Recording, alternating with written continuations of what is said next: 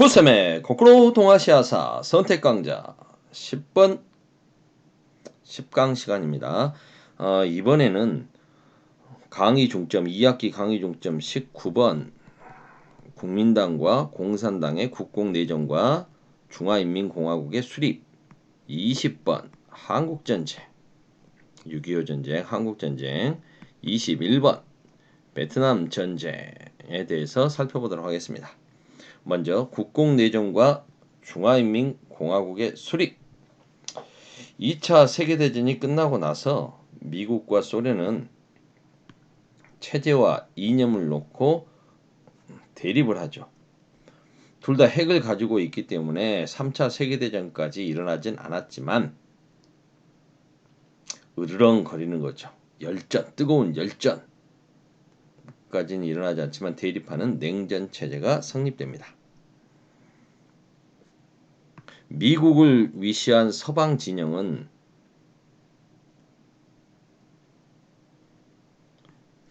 자유민주주의 체제를 가지고 있죠. 자본주의 사상을 가지고 있습니다. 반면 소련을 중심으로 한 동유럽, 동구권 같은 경우에는 중앙 집권적인 체제죠.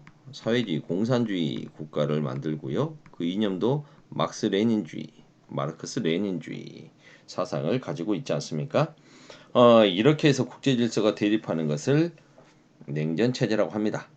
먼저 이 냉전 체제가 이제 아시아 지역에서는 중국 내에서의 국공내전, 한반도에서의 6.25 전쟁, 한국전쟁, 그리고 동남아시아에서의 베트남 전쟁으로 국지전으로 좀 보여주는 모습을 보이죠. 냉전 체제 안에서 지역적인 충돌, 군사적인 충돌이 일어났던 지역들이 아시아 지역에서 이제 본격화됩니다. 먼저 미국은 일본이 패전하고 나서 중국 국민당을 중심으로 해서 동아시아 질서가 재편되기를 바랐습니다. 엄밀히 말해서 정확하게 말하면 국민당이 여당으로 있는 중화민국을 중심으로 동아시아의 친미적인 질서가 국제 질서가 만들어지길 바랬던 거죠.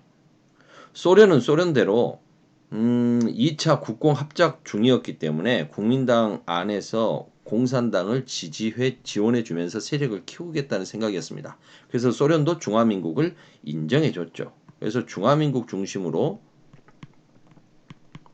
대륙을 차지하고 있는 중화민국 중심으로 동아시아 질서가 재편되길 바랬습니다.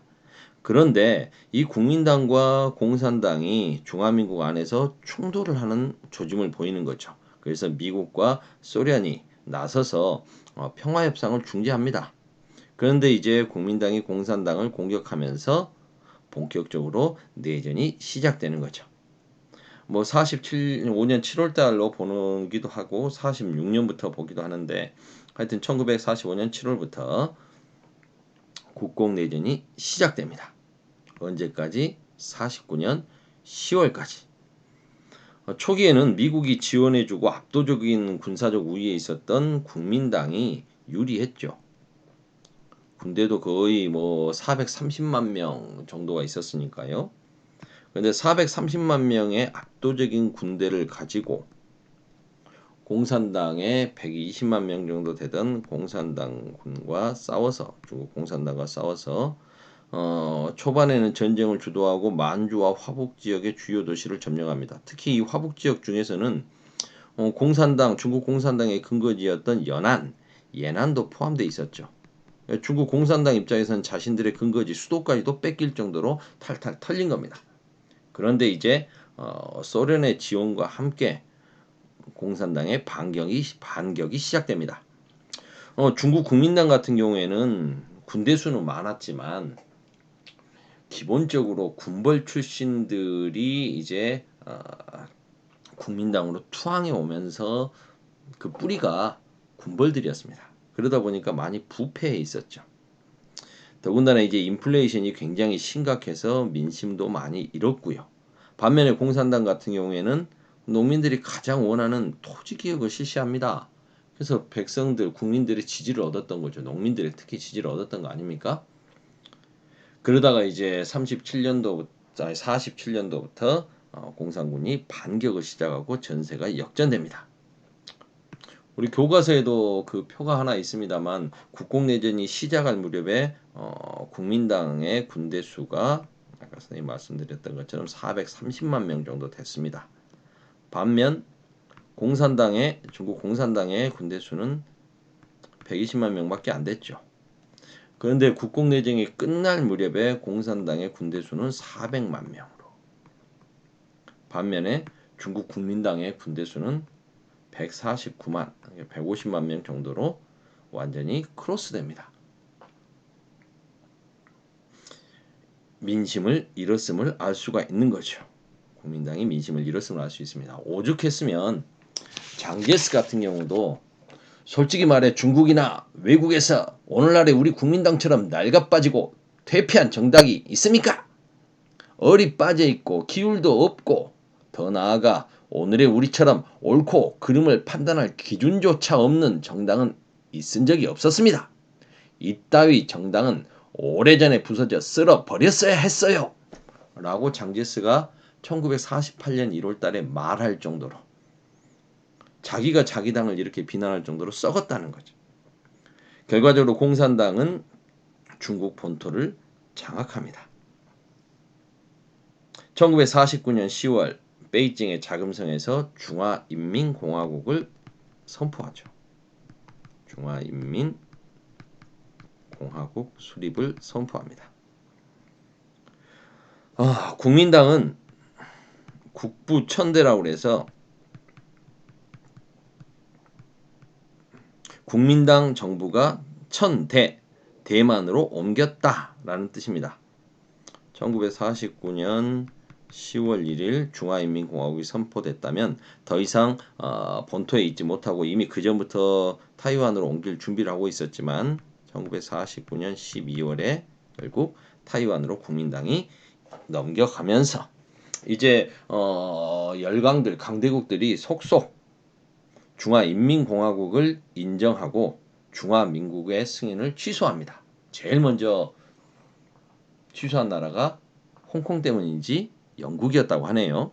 뭐 소련이야 당연히 뭐 중화인민공화국을 인정해 줬겠죠. 그러면서 이제 타이완으로 밀려난 중화민국 정부를 승인이 취소됐기 때문에 국제사회로부터 인정받지 못하는 나라가 무슨 나라냐? 그래서 중국 중화인민공화국은 국민당 정부가 타이완을 불법적으로 점령하고 있다. 그래서 그걸 나라로 인정하지 않죠. 그래서 그냥 타이완이라고 부르는 거고요. 국제사회도 중화민국을 인정하지 않고 이제 대만, 타이완으로만 부르고 있죠. 국민당은 타이완으로 옮겨간 뒤에도 임시 수도가 타이베이다라고 주장하고 실제 수도는 중화민국의 실제 수도는 본토에 있다 하면서 자신들이 수도로 썼던 난징을 계속 수도로 기록을 하고 있었죠. 그러다가 이제 정권도 바뀌고 시간이 많이 지났기 때문에 이제는 타이베이를 중화민국의 수도로 이야기하고 있습니다. 원래 미국 같은 경우에는 이 얼빠진 국민당을 어이없어 했어서 인정을 안 해줬어요. 그랬는데 한국 전쟁이 일어나게 되니까 타이완이 굉장히 중요해지죠. 그러면서 이제 다시 타이완에 대한 지지를 군사적인 지지까지 해주는 상황이 현재까지 이루고 있는 거고요. 일단 중화민국 중심의 미국의 동아시아 질서가 깨진 것에 대한 보복, 그래서 중국에 대해서 경제 봉쇄 정책을 펼치고, 그리고 이제 중화민국 대신에 일본을 동아시아에서의 반공지기, 자신의 친구로 중요한 역할을 해줄 것으로 기대를 하면서 일본의 역할을 강화하게 되는 거죠. 그래서 패전국이었던 전쟁 전범 국가였던 일본이 되살아나게 되는, 미국의 친구로 되살아나게 되는 계기가 됐던 게 국공내전과 중국의 공산화다, 중화인민공화국의 수립이다 라고 보시면 될 것 같습니다. 6.25 한국전쟁, 이건 뭐 더 이야기할 필요가 있을까요? 이건 간단하게 넘어가도록 하죠. 에치슨 선언, 에치슨 라인이라고 하죠. 선생님이 지도를 간단하게 그려보겠습니다. 미국의 국무장관 에치슨이 미국이 지켜야 될 절대적인 방어선, 꼭 지켜야 될 핵심 라인으로 에치슨 선언, 에치슨 라인이라는 걸 발표를 하게 됩니다. 근데 그게 희한해요. 빨리 그려보겠습니다. 본인들이 반드시 지켜야 될 에치슨 라인을 선포를 했는데 그 라인에서 필리핀은 포함되어 있는데요. 필리핀을 그려줘야 되겠구나. 필리핀이 이렇게 뭐 루손섬이 있고 이렇게 있지 않습니까? 그러면 얘들이 반드시 지키겠다고 하는 선으로 필리핀은 포함을 시켰는데요. 필리핀을 포함을 시켜놓고 정작 대만은 빼버립니다. 그리고 오키나와가 여기 이제 오키나와 열도가 있지 않습니까? 오키나와를 포함시키고 일본을 포함시켰어요. 그러면서 알류산 열도 쪽으로 빠져나가죠. 그럼 여기에 빠진 게 어디입니까? 자신들은 미국 편이라고 믿고 있는 대만이 빠졌고요. 타이완이 빠졌고 38선을 경계로 남쪽에 있는 대한민국 정부가 미국의 절대 방어선에서 빠지게 되는 겁니다. 이걸 지키겠다라고 하는 선에서 빠지게 되니까 북한으로 하여금 중국으로 하여금 뭐야? 그럼 우리가 대만을 쳐들어가도 우리가 대한민국을 쳐들어가도 미국이 안 도와준다는 거네? 이런 식의 오판을 하게 되는 거죠. 그래서 북한이 남침을 하는 하나의 계기가 되는 것도 이 에치슨 라인이다 라고 할 수 있겠습니다. 이 에치슨 라인이 발표되고 냉전이 심화되고 에치슨 라인이 발표되자 북한군이 이제 남침을 하는 거죠. 북한군 남침에 대해서는 동아시아적인 관점에서 본다면 여러 가지로 할 이야기가 많습니다. 중국 공산당이 부동항을 원했던, 그래서 동아시아 지역에서 가장 핵심이라고 할 수 있었던 이 랴오뚱반도에 주둔하고 있었던, 이거 러일 전쟁 때부터 핵심 아닙니까? 뭐 그 전에 청일 전쟁 때도 마찬가지고요. 그 뒤로 이제 일본이 계속 차지하고 있다가 일본이 패전하면서 소련이 점령하고 있었던 랴오뚱반도에서 소련군이 이제 철수하도록 중국이 요구를 하자 소련이 그동안 북한의 김일성이 계속 남침을 위해서 허락을 해달라, 지원을 해달라고 할 때 사인을 보류하고 있다가 소련군이 본국으로 철수하게 되는 시점에 맞춰가지고 승인을 해주게 되는 거죠. 뭐 이런 동아시아적인 관점에서 보는 이야기는 좀 더 자세히 해보도록 하고요. 나중에 자, 그래서 북한군이 쳐들어옵니다.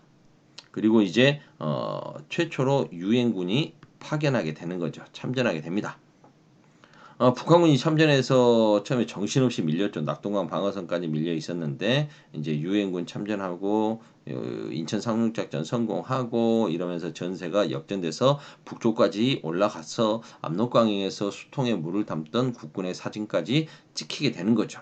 그런데 이제 중화인민공화국 중국군이 조선을 항미원조라는 이름으로 미국에 저항하기 위해서 조선민주주의인민공화국을 지원해 준다라는 의용군들이 참전을 하게 되는 거죠.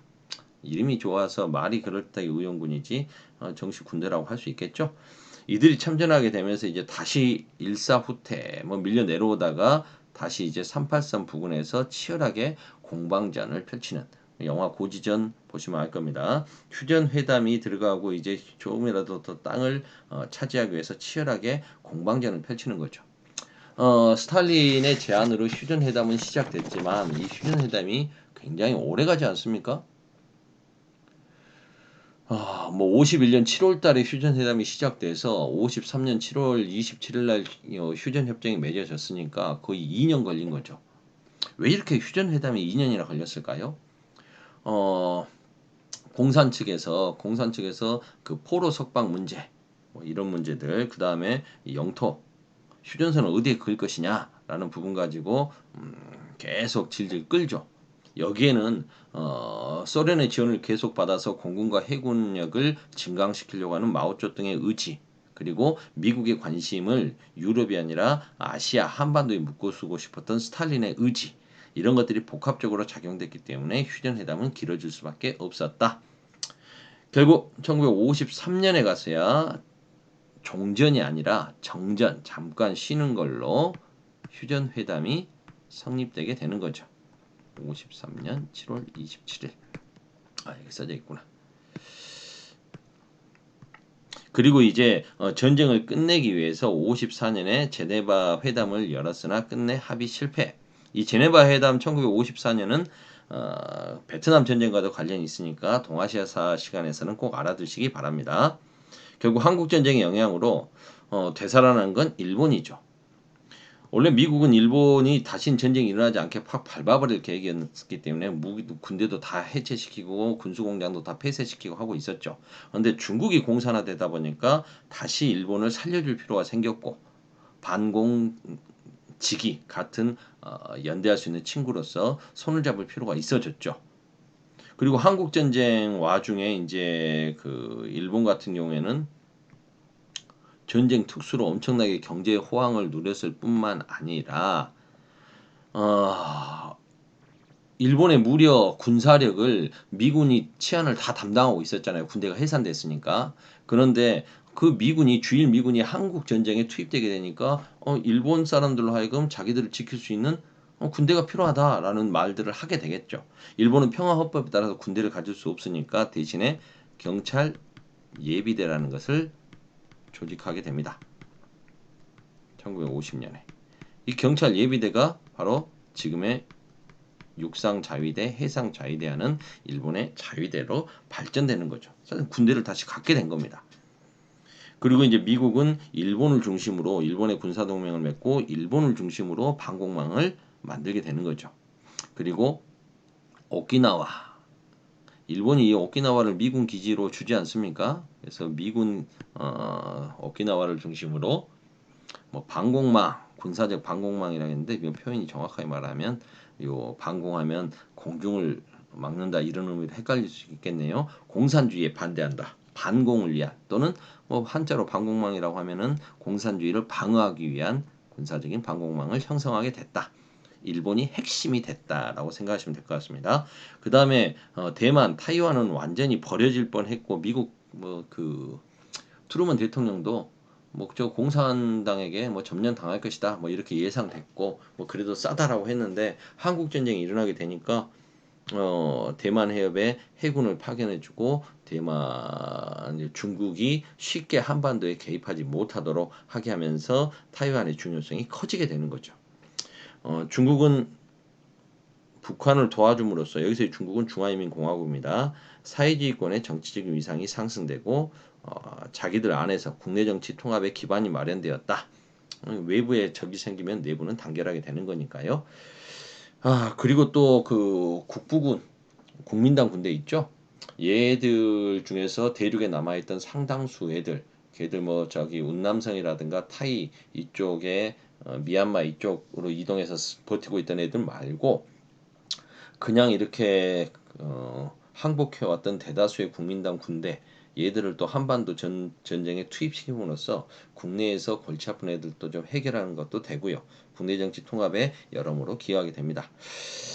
베트남 전쟁까지 선생님이 오늘 지금 하고 싶은데 베트남 전쟁 하게 되면 굉장히 빨리 끝내야 될 건데 시간이 20분이 넘어갈 것 같은데 고민되네요. 일단은 18분 됐기 때문에 20분은 안 넘기고 싶은데 여기까지 잠깐 하고 베트남 전쟁 여기까지 끊고 베트남 전쟁을 그 다음에 이거 애매한데